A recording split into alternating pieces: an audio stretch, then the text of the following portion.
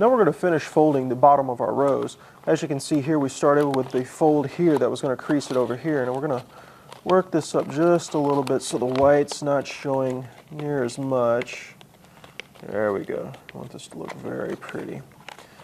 I'm going to take this side and fold it over like so, and take this and fold it over like so. And as you can see, we're creating the fold base on the inside here. Now what we want to do is we're going to take this and just flip it in here. It's going to be a little bit hard to do, a little bit tricky. So what we have our handy dandy chopsticks for. Roll it in there. Might have to pull it out just a little bit and sink it. I mean, it's just going to fold like a box fold here, a locking box fold here. Working those all in together. You'll have to work with it and maybe crease it just a little bit to get this to hold.